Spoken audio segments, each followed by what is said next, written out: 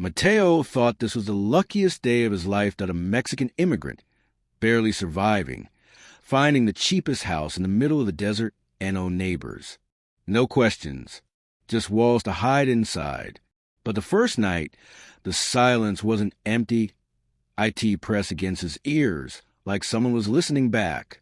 Then he noticed that not a single chair facing the wall, and behind it, words scratched deep into plaster. Not a warning, not a threat, a message waiting for him. So why was this house abandoned, and what happened to the last man who slept here? Mateo stood in the doorway longer than he meant to, his hand still wrapped around the rusted key, as if the house might change his mind and lock him out. The desert heat clung to him even inside, a dry breath that smelled of old dust and something faintly sour. He told himself silence was what he had paid for, what he had crossed borders and slept in cars to earn. Still, the quiet here felt deliberate, like a held breath waiting for him to make the wrong sound. He shut the door and the noise of the world vanished, so completely it made his ears ring. The walls seemed thicker than they should have been, the rooms oddly narrow, as if designed to keep secrets close. He set his bag down carefully, listening to the echo of the zipper as though it might offend someone. When nothing answered, he laughed once under his breath, forcing his shoulders to loosen. The chair was old, its legs uneven, the wood polished smooth by years of restless shifting. It sat alone, centered, facing a blank stretch of wall that bore no decoration, no window, no mark except the words carved deep and angry into the plaster. Mateo moved closer, feeling a prickle along his neck that had nothing to do with the cooling air. The message wasn't long, but the grooves were sharp, dug with patience and force. He traced the letters without touching them, his English good enough to understand every word. It spoke directly, using you as if the writer had known exactly who would stand there. Mateo swallowed, suddenly aware of how far he was from anyone who would hear him call out. The house seemed to lean inward as he read it again, slower this time. He told himself it was just graffiti, the kind left by men who drank too much and stayed too long. He explored the rest of the house with careful steps, opening doors that creaked softly like reluctant confessions. The bedroom was bare except for a mattress stained dark in places he didn't want to imagine. The kitchen held a single plate, a chipped mug, and a drawer full of dull knives arranged too neatly. Nothing was broken, nothing overturned, which felt worse than disorder would have. It looked like someone had left in a hurry, but cared deeply about appearances. Mateo pictured a man standing here, deciding what to take and what to abandon, and felt an unexpected ache in his chest. He had left places like that before, always promising himself he would come back for the rest. The promise had never meant much once distance set in. He closed the bedroom door and leaned his forehead against it for a moment, breathing slowly. Night came quickly, the desert dark swallowing the windows until they reflected only his own tired face. Mateo ate standing up, chewing without tasting, his eyes drifting back to the chair, as if it might have moved while he wasn't looking. The silence grew heavier, layered with small sounds that refused to explain themselves, the faint tick of cooling walls and the whisper of sand against glass. He lay down fully clothed, the mattress a sign beneath him like it had been waiting. Sleep did not come easily, and when it did it was thin and sharp, filled with half-remembered voices speaking in a language he almost recognized. He woke more than once convinced someone had just stood up from a chair. Each time, the house remained exactly the same, patient and unmoving. By morning, his nerves felt scraped raw. In daylight, the message looked even harsher, the shadows inside the letters making them seem deeper than before. Mateo read it again, searching for some hidden meaning that would make it less personal. It spoke of listening, of staying still, of earning the right to rest. He tried to imagine a hand that carved it, blistered and determined, refusing to stop until the thought was fully bled into the wall. A wave of anger rose in him, sudden and fierce, at the idea of being warned or tested by a stranger long gone. He had survived too much to be intimidated by scratches and plaster. Still, he found himself pulling the chair back slightly, as if giving the wall more space. The movement felt like a concession he hadn't agreed to make.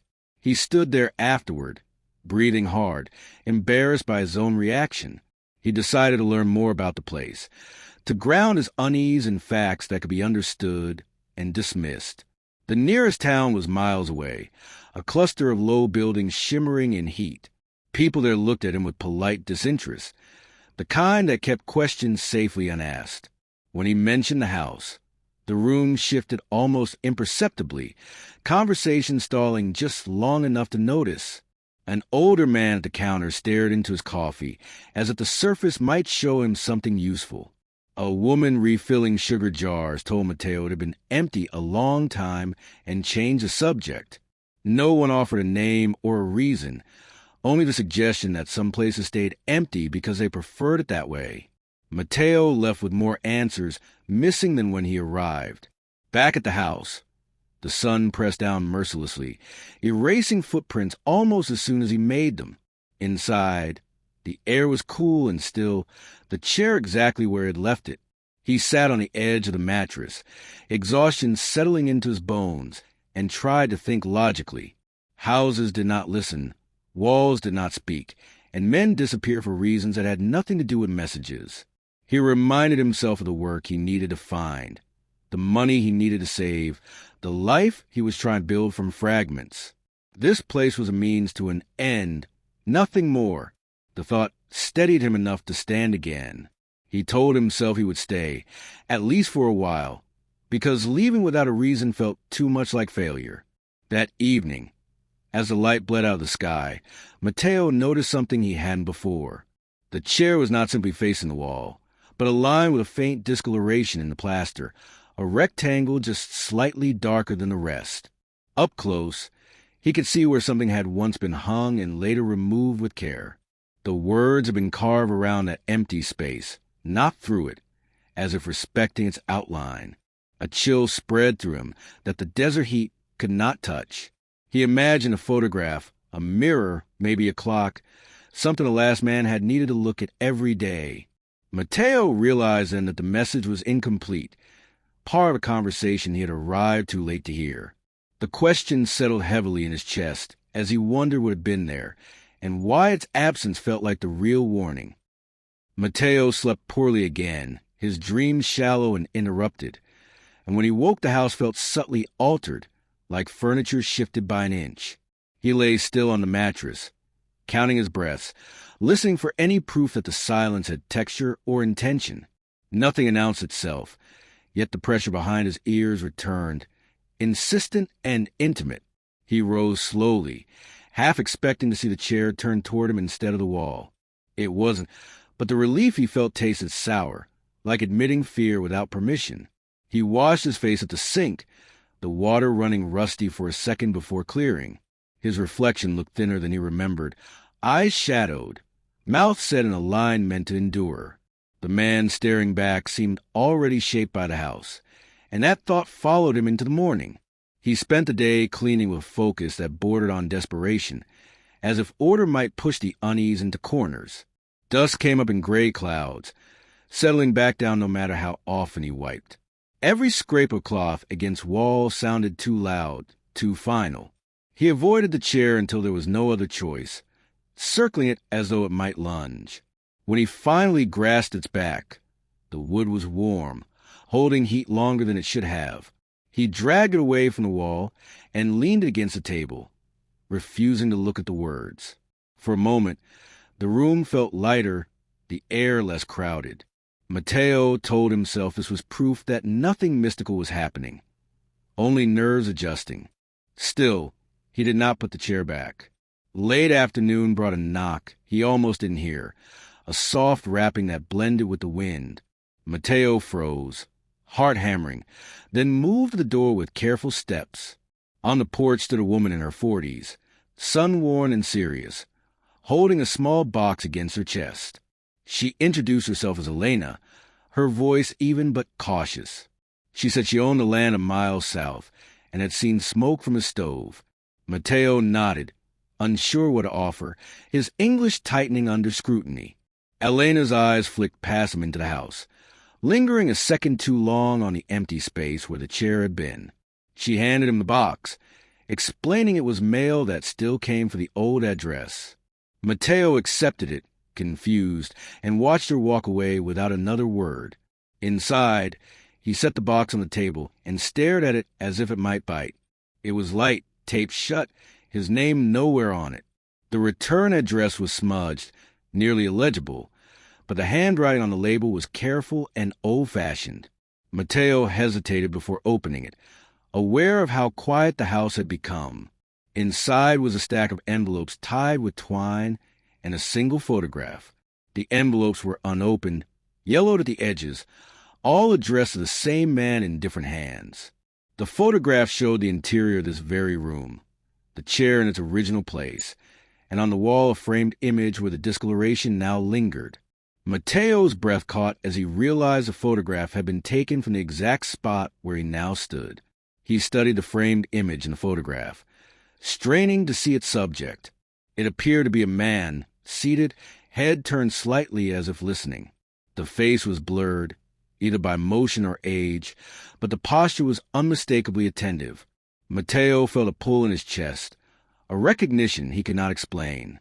He thought his own habits, the way he sat on buses listening for his stop, the way he lay awake alert to unfamiliar sounds.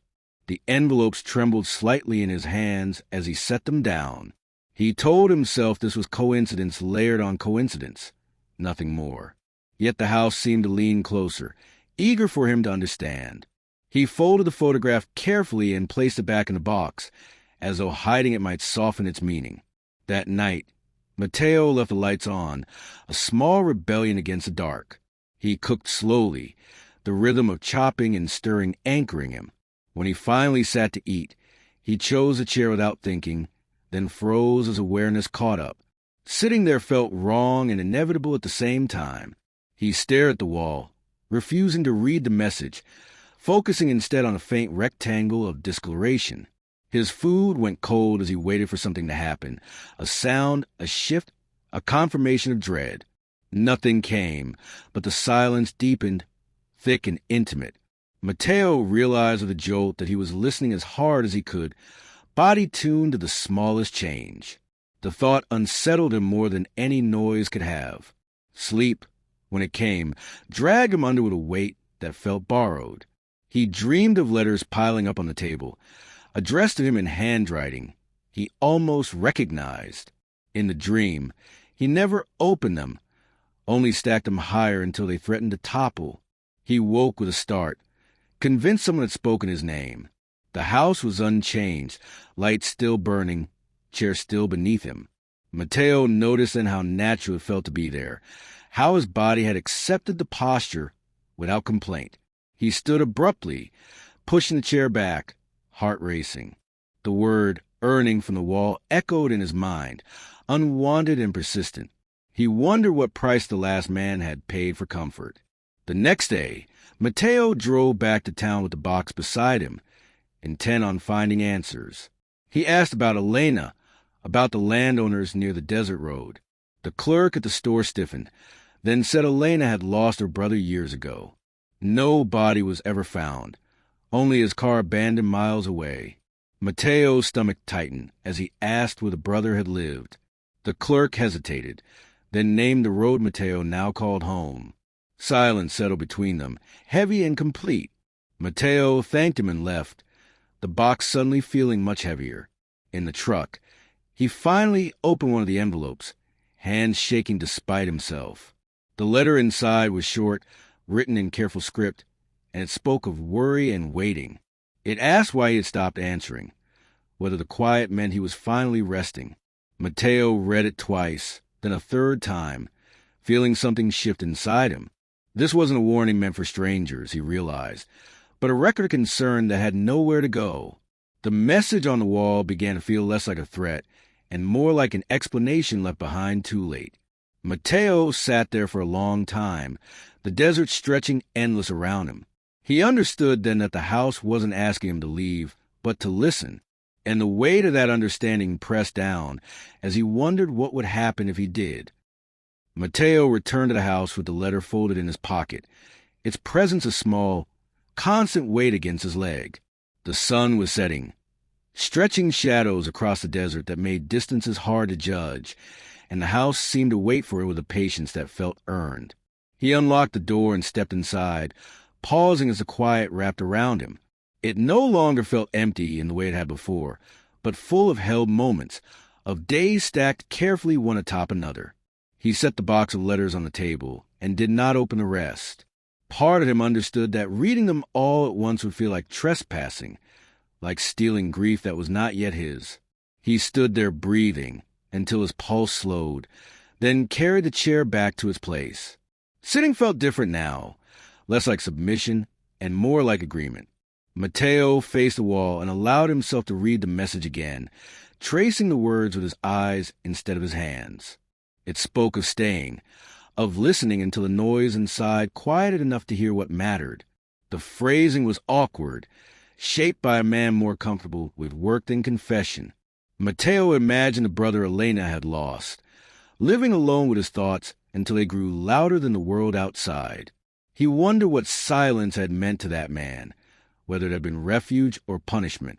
The wall offered no answers, only the carved insistence that someone else had once needed this posture. Mateo felt his own shoulders relax despite himself. Days passed in a rhythm that surprised him, the house settling into a routine that felt almost gentle. Mateo worked odd jobs in town, returning each evening to the same quiet rooms. He began to recognize the sound the house made at different hours, the soft pop of cooling wood, the distant wind threading through cracks. Each night, he sat in a chair for a while before bed, not waiting for anything specific, just letting the day drain out of him. He found that memories surfaced there, uninvited but manageable, images of border nights in borrowed rooms. Instead of pushing them away, he let them sit with him, heavy and real. The wall seemed to hold them without judgment. One evening, as he sat listening, he noticed something new beneath the message, a faint line he hadn't seen before. Leaning closer, he realized it was another set of words, much smaller, etched shallowly as if the writer's strength had been fading. These were harder to read, the letters uneven and hesitant. Mateo felt a tightening in his chest as he deciphered them, a simple sentence admitting fear of being forgotten. It wasn't dramatic or self-pitying, just a statement of fact from someone who had run out of people to say it to. Mateo sat back, the weight of it pressing into him. He understood then that the message was layered, written over time, not all at once. He thought of Elena standing on the porch, holding mail that had nowhere to go, and felt a sting of guilt he couldn't fully explain.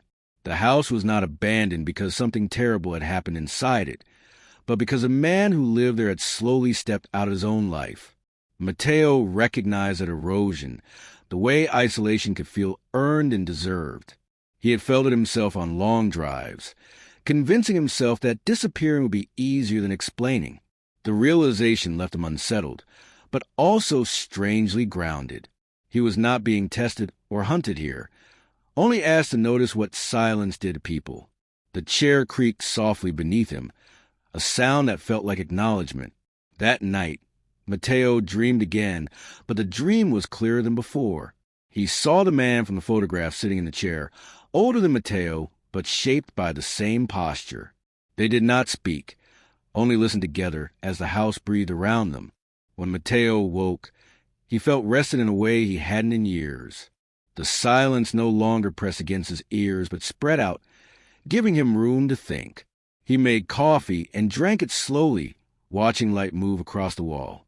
The faint rectangle where the frame had hung seemed less like an absence and more like a placeholder.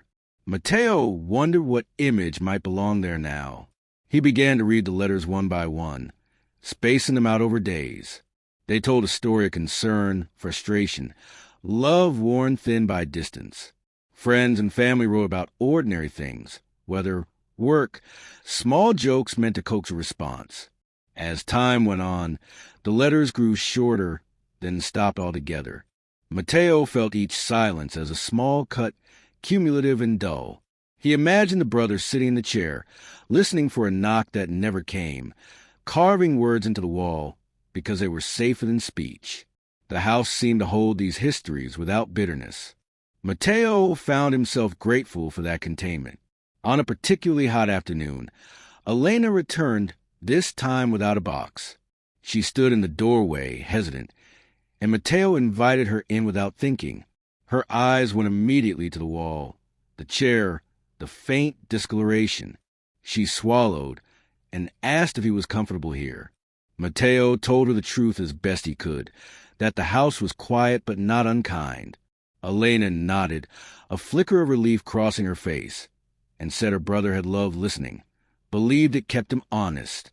She did not stay long, but before leaving she touched the wall lightly, as if greeting an old friend. Mateo watched her go, understanding that the house connected them now. That evening, Mateo took the photograph from a box and studied it again. He felt a decision forming, slow and deliberate. He placed the photograph in a simple frame he found at a thrift store and hung it carefully in the faint rectangle on the wall. The image fit perfectly, as if it had been waiting. Mateo sat back down in the chair and listened, feeling the past and present settle into each other. The house felt complete in a way it hadn't before, its silence no longer a question but an offering. Mateo wondered what it would mean to accept it fully, and the thought stayed with him long after the light faded. Mateo noticed a change the next morning, subtle enough that he questioned whether it was real. The house felt warmer, not in temperature but in presence, as if the walls had relaxed after holding tension too long. He moved through the rooms with an ease that surprised him, no longer bracing for unease at every corner. The framed photograph drew his eye again and again, grounding the space with its quiet honesty. He brewed coffee and sat without thinking, the chair accepting his weight with familiar creak. Outside, the desert stretched indifferent and bright, but inside, the silence had softened. Mateo realized he was no longer waiting for something to happen. The waiting itself had begun to dissolve.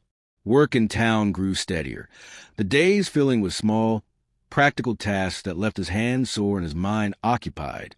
People still did not ask many questions, but a few began to nod when they saw him, recognition replacing distance. Mateo found himself listening more closely to conversations around him, catching the rhythms of other lives brushing past his own. He understood now how easily people slipped into quiet corners, how absence could accumulate unnoticed. Each evening, he returned to the house carrying fragments of the day, setting them down gently. The ritual of sitting, listening, and letting go became something he depended on. It felt less like hiding and more like recovery. The chair, once ominous, had become an anchor. As weeks passed, Mateo's dreams shifted again, filling with faces that were clearer, voices that spoke without urgency. He dreamed of his mother's kitchen, the sound of her hands moving through water, the radio humming softly. These memories no longer stabbed at him. They settled like sediment, part of a larger landscape. He woke feeling connected rather than exposed, the house holding the echoes without amplifying them. Sometimes he imagined the brother sitting nearby, not as a presence but as a shared absence, a man who had needed quiet as badly as Mateo once had. The thought brought a complicated tenderness. Mateo began to believe that places remembered people even when people forgot themselves. That belief steadied him more than he expected. One afternoon, Elena returned with a hesitant smile and a question she had clearly rehearsed. She asked if Mateo might help her sort through remaining belongings in a storage shed behind her land. The request felt like trust, and he accepted without hesitation. Together they sifted through boxes of tools, notebooks, and clothes, the air thick with dust and memory. Elena spoke sparingly, but when she did, her words were careful, shaped by years of unanswered wondering. Mateo listened, understanding the weight of being the last witness to someone's ordinary life. He recognized the relief in her voice when she spoke her brother's name aloud. Silence, he was learning, was easier to carry when shared. Among the items they found was a small recorder, its plastic casing cracked with age. Elena hesitated before pressing play, then nodded for Mateo to listen first. The tape hissed, then a man's voice emerged, low and uncertain. speaking about the house and the chair and the way listening felt like work. The brother talked about choosing quiet because it didn't interrupt him, because it let him sit with things he couldn't fix. He admitted he hadn't known when quiet turned into isolation, only that it happened slowly. Mateo felt his throat tighten as he listened, recognizing the slope described. The recording ended abruptly, unfinished. Elena turned away, blinking hard. That night, Mateo brought the recorder home with her permission, feeling its weight as something entrusted. He sat in the chair and played the tape again, listening not just to the words but to the pauses between them. Those pauses felt familiar now, filled with thought rather than absence.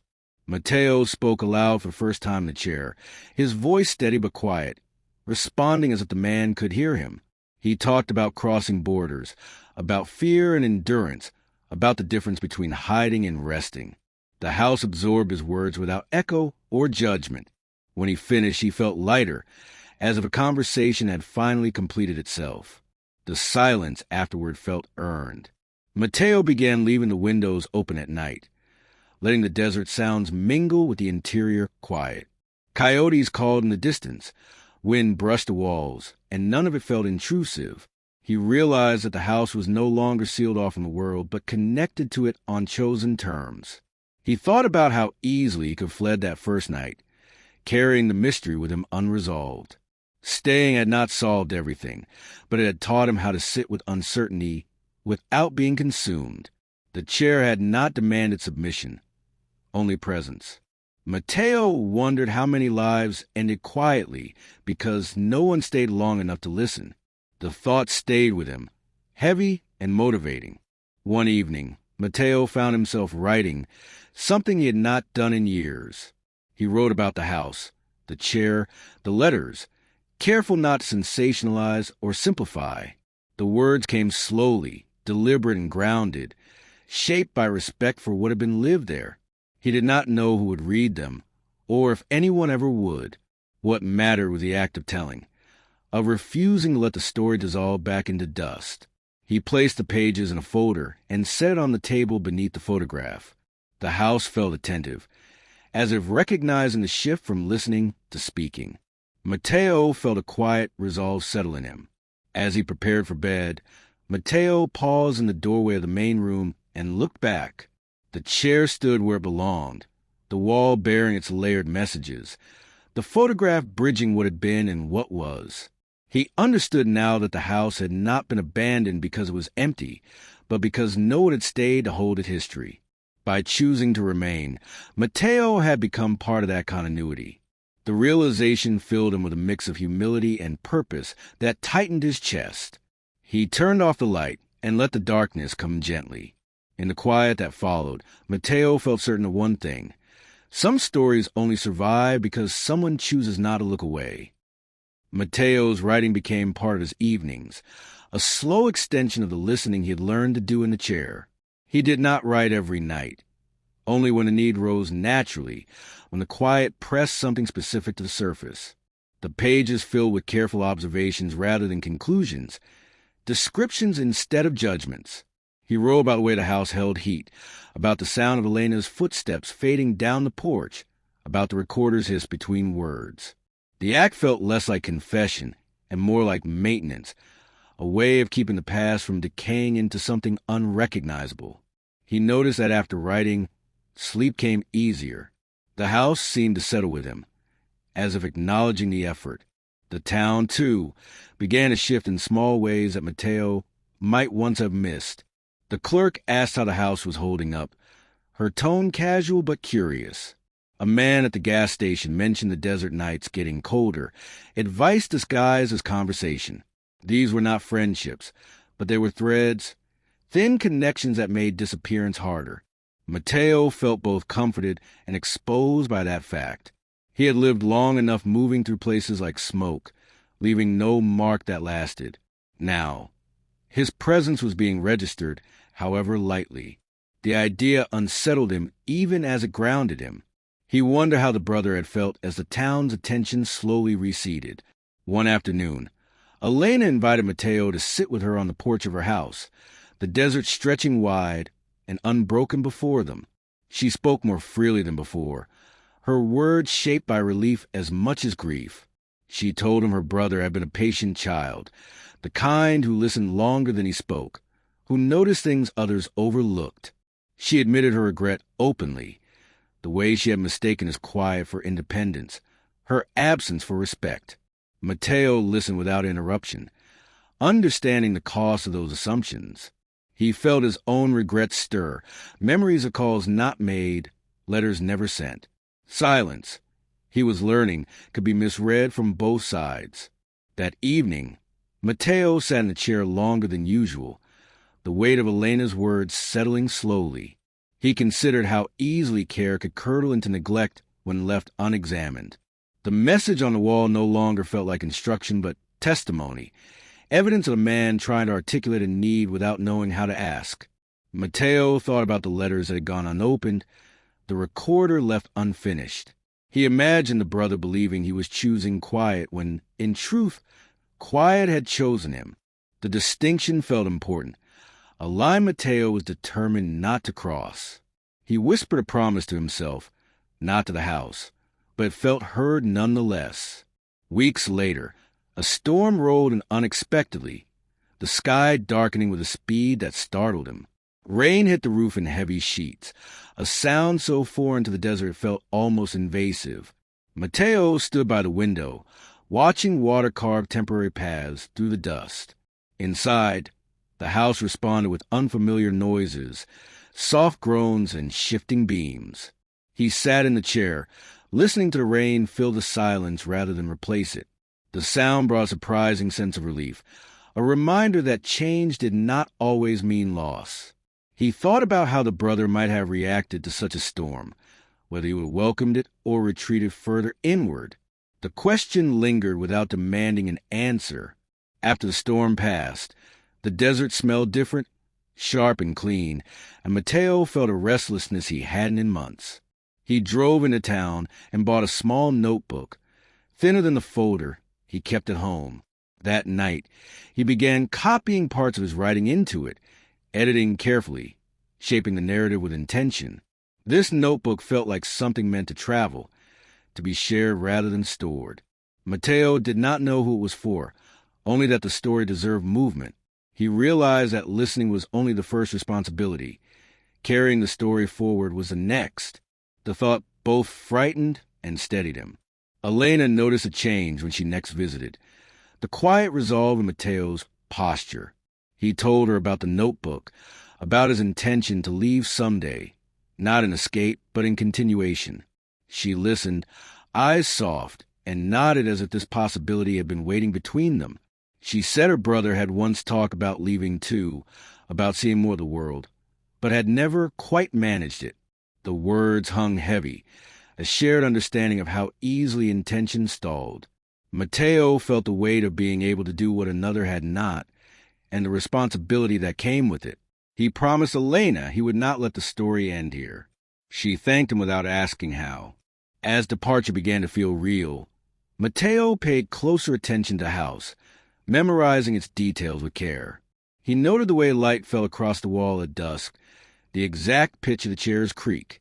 These were not souvenirs, but anchors, things he could carry internally without possession. He understood now that the house did not need him to stay forever, only long enough to be witnessed fully. The thought eased a fear he hadn't named, the fear that leaving would undo everything he had built here. Some connections, he realized, were not broken by distance but defined by it. The house felt steady, unconcerned with his plans, as if trusting him to do what was necessary. On his last night before leaving, Mateo sat in the chair and read the message on the wall one final time. He did not feel compelled to add to it, to carve his own words alongside the others. Instead, he placed his hand flat against the plaster, a simple acknowledgement. He thanked the brothers silently, thanked the house, thanked the quiet that had taught him how to remain present without disappearing. When he stood, there was no sense of being watched, only a calm completeness. Mateo packed his bag slowly, deliberately, and turned off the light. The darkness that followed felt familiar, not threatening, a silence that would travel with him in a different form. Mateo left at dawn, the desert pale and quiet, the house receding in the rear-view mirror without protest. He felt no rush as he drove, no urge to look back repeatedly, only a steady awareness of what he was carrying. The notebook rested on the passenger seat, its thin cover unassuming, its contents heavier than anything he owned. He drove until the road widened and signs appeared more frequently, the world reasserting itself in gas stations and distant traffic. With each mile, the house felt less like a place and more like a chapter, complete but not closed. Mateo noticed that the silence had followed him, not as pressure but as space. It allowed him to think without spiraling, to remember without drowning. He stopped in a small town by mid-morning, one he had never planned to visit. Over coffee, he reread parts of the notebook, adjusting a phrase here, clarifying a moment there. He was careful not to center himself too much, resisting the instinct to turn the story into proof of his own resilience. This was not about survival or spectacle, but about attention, about what happened when someone stayed long enough to notice. He wrote slowly, aware that every choice shaped how the brother would be remembered. Mateo understood that stories could distort as easily as they could preserve. That responsibility sat heavily with him, but it did not feel unwelcome. It felt earned.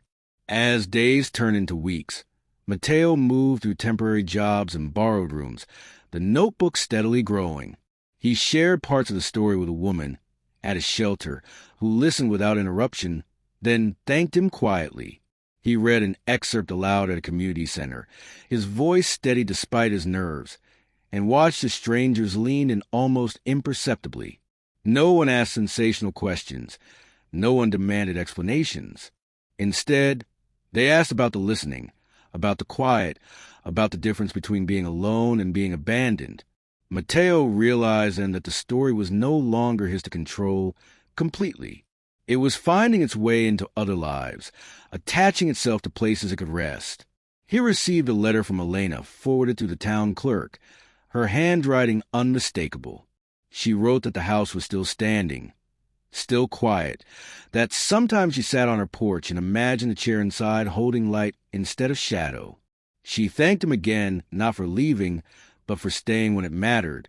Mateo folded the letter carefully and placed it in the notebook, a living addition to the narrative. He felt a swell of emotion that did not overwhelm him, grief braided with gratitude. The brother's absence no longer felt unresolved, but acknowledged. Mateo understood that acknowledgement was sometimes the only closure available. One evening, months later, Mateo found himself in front of a small audience again, reading the final passage he had written. He described the chair, the wall, the message waiting not as a warning but as an invitation. He spoke about choosing to listen without vanishing, about staying present long enough for silence to change shape.